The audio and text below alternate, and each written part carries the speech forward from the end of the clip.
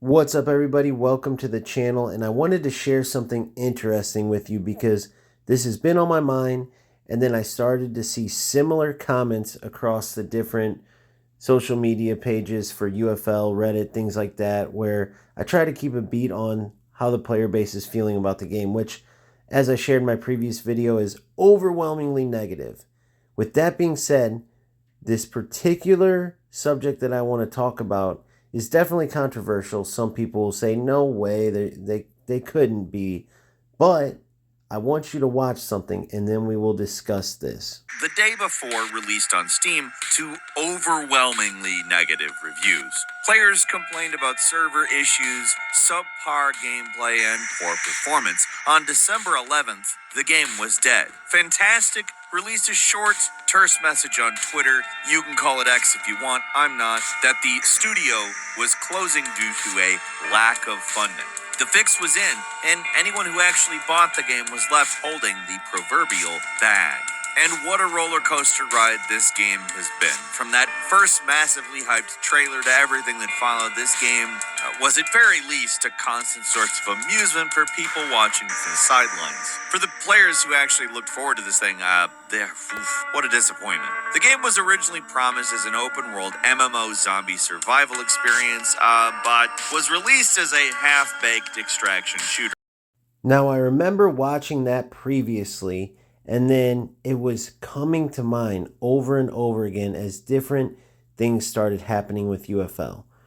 Whether it was the different scammy things they've already done, such as the skins, the little community challenge where they had you buy a stadium and then give you very little LP per win, even though you would have just been better off saving your money than going to buy the stadium, constantly pushing different things to make money, even while their game sits in a terrible state, while not giving any sort of updates, even small fixes, just telling us a small little tidbit on the CEO's personal account, but nothing on the main pages.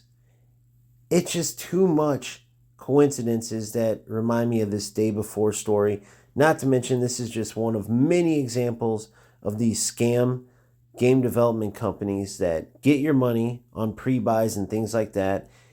Sometimes even release a game just like the day before did, and then see you later. Take the money and run.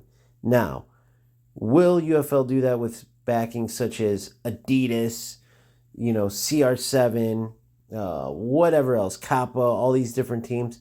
You would think not. However, I have to say that the coincidences are there, right? A lot of similarities between this story. Just even that little tidbit with the day before reminds me of a lot of things going on with UFL. And it wouldn't be the first time that any type of individual or company got partnerships with big names or big companies just to kind of further push their scam and give it some relevance to make more players buy into it, right? Not to mention, you see this stuff all the time with the coin stuff, right? The Bitcoin. All these different famous actors, actresses, rappers, singers, athletes, you name it, either knowingly or unknowingly get involved in these coins just to make a quick buck, and then boom, every single time, guess who gets scammed? Those who put the money in, who trusted the individuals, these big name people they're fans of, right? So they throw their money over and then boom, they get scammed. Now, I would be shocked if that was the case, even though these things are happening that do sort of correlate. I would be shocked, but other people share my sentiment and wouldn't be so shocked. They're literally saying, I know this is a scam. I can't wait for you all to get scammed. I, deleted the game because I could tell right away this was a scam. You just want our money. Now, it's not a very good look, but you have to admit, Strikerz is doing it to themselves with all of this different stuff that makes people think it's a scam, right? Not only the skins that I mentioned, as well as, that little stadium scam, not only pushing all of this stuff to buy this, buy this, buy this, almost like they're trying to make as much money as quickly as possible so they can take off with the most profit, right? Now, it may not be that, but the fact that Strikerz never even considered that, they didn't have one person, and even if they didn't think of it at first, right? Maybe they were pure of heart with all their actions. Let's just say that.